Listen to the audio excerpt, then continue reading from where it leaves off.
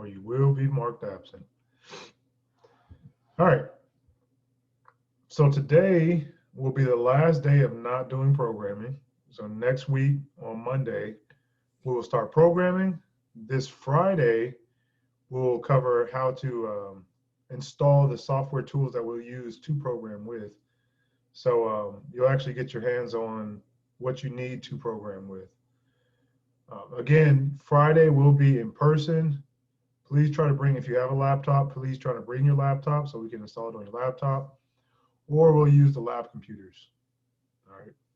But I do encourage you to bring your laptop because that will assist you to do your homework and your assignments at home, if you have one. All right. All right, let's go ahead and get started. So today we're covering Linux and virtual machines. Hold on a second. That's for my other class.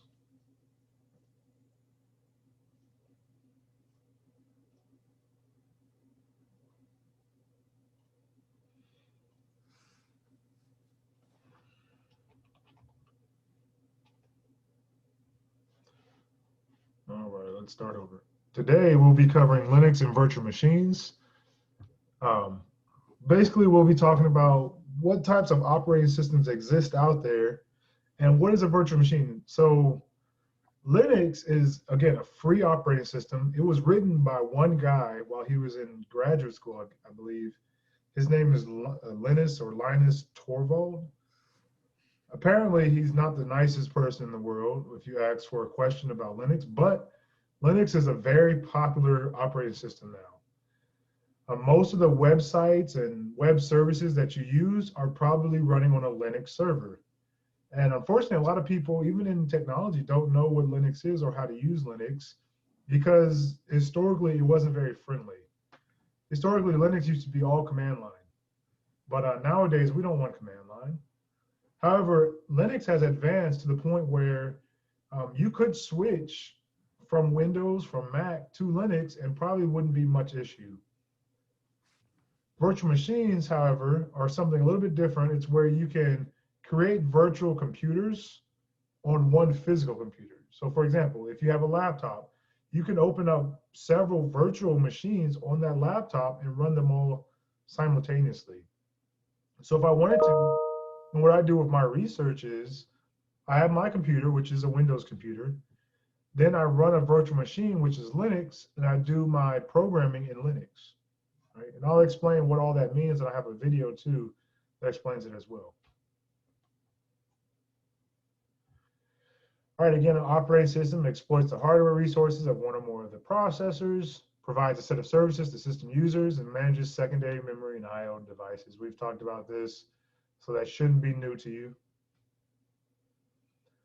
Here's the operating system. We have our application, which is called the user space.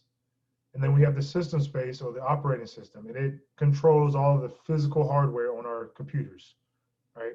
As programmers or even as end users, we don't really control the hardware, and nor do we really care to control the hardware. We don't care how the keyboard and mouse connect. I mean, I have a wireless keyboard and mouse. I really don't care how they're connected and how that all works. I just want the operating system to handle all that. Same thing with a printer. If I plug a printer in, it should work. Right? So the operating system provides those services, and it's just been built over time. There are millions of lines of code that go into a modern operating system. So Linux, again, same thing. It is an operating system.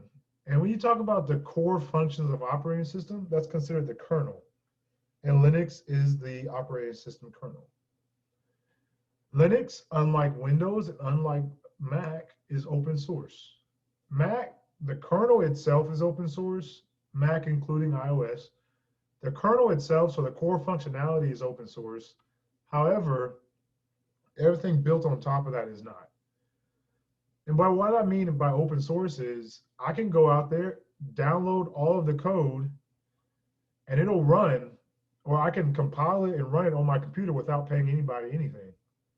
So that's the beauty of having an open source operating system is I can run it, I can code it, I can change it, modify it however I want to. so that it works on my computer or whatever device I have. So it being open source, that's a huge thing in computing because it opens it up to the community. Not only that, it allows the community to do a lot of bug fixes. So Windows, for example, is all proprietary, meaning that you can't get the code of Windows and do whatever you want with it. However, because of that, there's a lot of bugs in Windows, and a lot of attackers exploit those bugs, or even just vulnerabilities in the code itself. Linux, on the other hand, is open source, meaning that I can go in there and do all the bug fixing and vulnerability assessments I want, find all those bugs because the code is readily available. All right, so Linux stands for like Unix. Unix was the original, and pretty much all modern operating systems are built off of Unix. Before I go any further, again, cameras are required or you will be marked as absent. All right, so Linux was first released by, again, the guy Linus Torvalds in 1991 while he was doing his either master's or PhD, one of the two. Here are some popular distributions of Linux, and I'll just go through these. Ubuntu is probably the most popular, and it's built or it targets more of desktop computing. So what we're doing here, in user computing.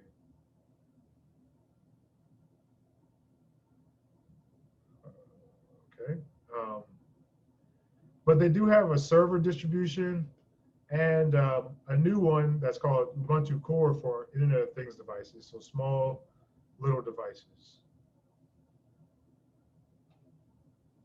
And here's an example of what Ubuntu looks like. Again, it looks similar to Windows or Mac OS. It works, much the same way. Then we have CentOS or CentOS. This one is released by Red Hat, which I've talked about in this class, the company. However, they've just changed their business model, so CentOS is going away. So I guess I need to update these slides. That just happened at the end of last year, December. They've changed their business model. They were purchased by IBM, and so there's been a change in that. Here is what CentOS looked like. Again, it's very similar, just minor differences. Then you have Red Hat Enterprise Linux. So Red Hat Enterprise Linux is more of a commercial product. So it's for big businesses to run their servers on. And it has support and training and all kinds of different things that you get with Red Hat. But it's very expensive, and typically, again, it's only used in commercial applications. And here's just an example of what Red Hat looks like. And these are just some other popular distributions and derivatives of Linux. Fedora is the precursor to Red Hat. Arch Linux is a very minimalistic version of Linux. It's just a command line. Kali Linux, for anybody interested in ethical hacking and penetration testing, Kali Linux has a lot of tools built for that field. Kubuntu is another one. SUSE Linux is more for commercial. And then Tails Linux. If anybody is familiar with Edward Snowden and what he did, he used Tails Linux. And Tails Linux is unique in that it routes all internet traffic through the Onion protocol or the Tor network. The Onion protocol anonymizes all of your traffic once it leaves your computer. So anybody monitoring you or trying to monitor you cannot see what you're doing on the internet.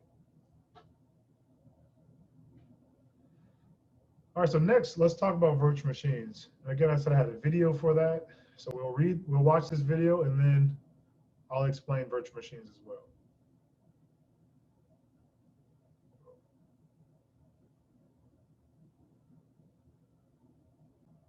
Oh, let me stop.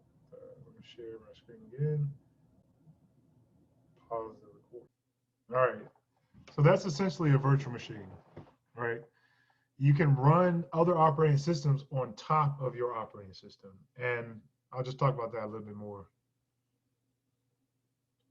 So in order to do this, we have something called a hypervisor, which is a piece of software that you install on your computer, just like you install Microsoft Office or you install Zoom, whatever it may be.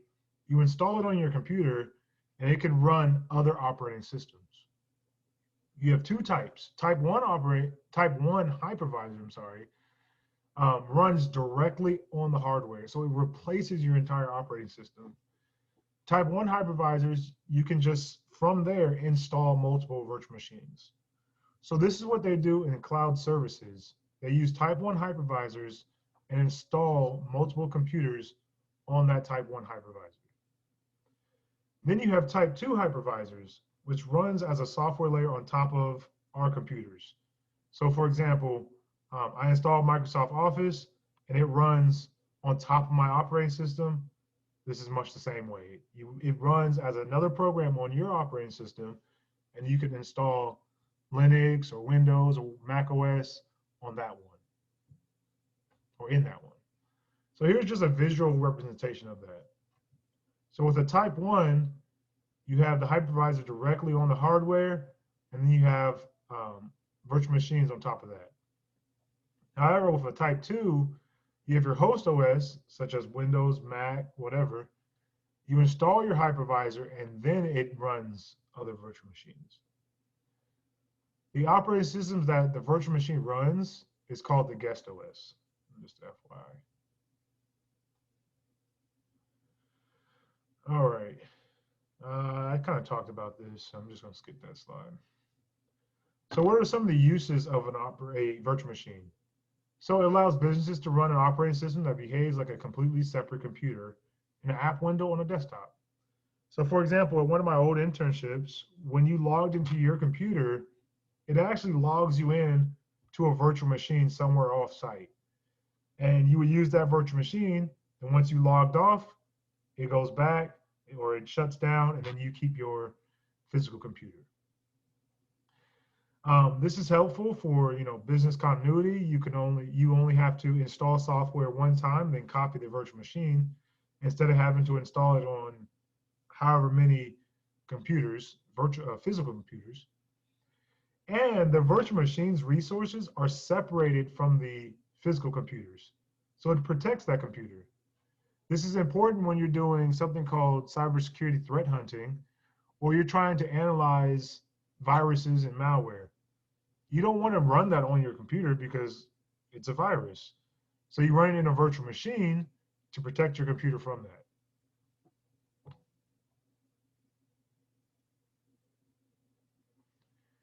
And again, these are some of the advantages. You can run multiple operating systems in one environment. You can support legacy applications, or you can provide integrated disaster recovery and application provisioning. So for example, if my computer crashes or there's a flood or something, I can go to Amazon Web Service and boot up another virtual machine. The computer I'm running our website, the computer science website on, is on a virtual machine in Amazon Web Service.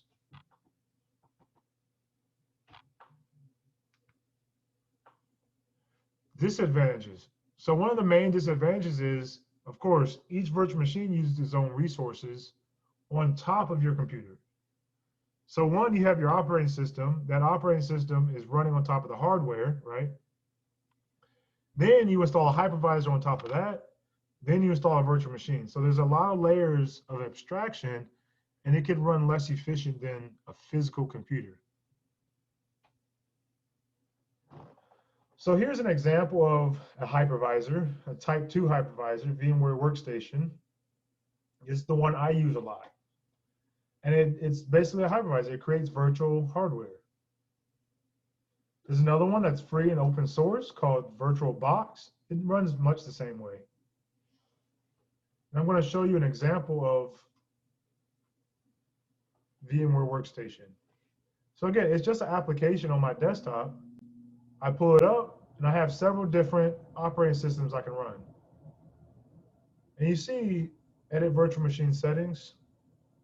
I can change the amount of memory, the amount of processors, the hard disk size, CD, network address translation, so basically the internet, If I wanted to have access to my USB ports, I can do all of that stuff. And once I hit this run button, it'll boot up a virtual machine on top of my computer. This is Linux, by the way. This is CentOS.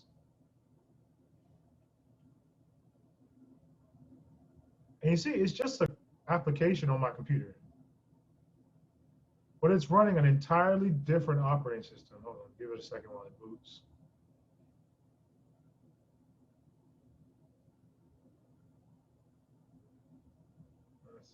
Any questions about operating systems and virtual machines while this boots?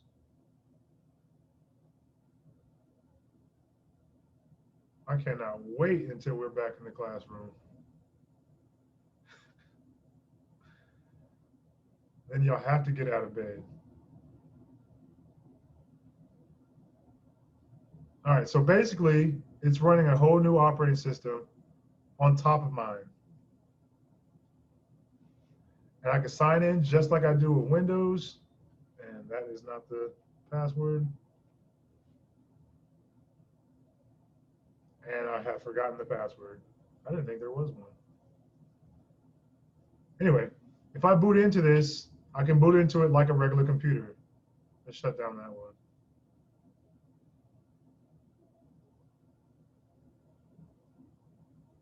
So, Professor, that black box that was Linux, right? Correct. And I'll show you another version of Linux. This is Debian, which again is the precursor to Red Hat.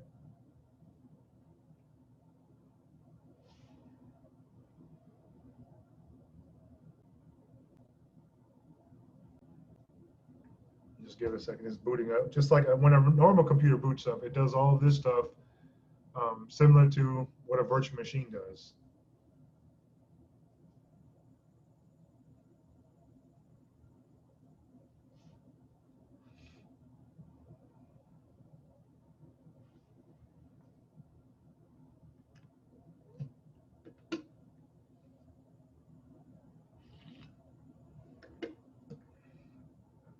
All right, so you see, it looks like a normal computer.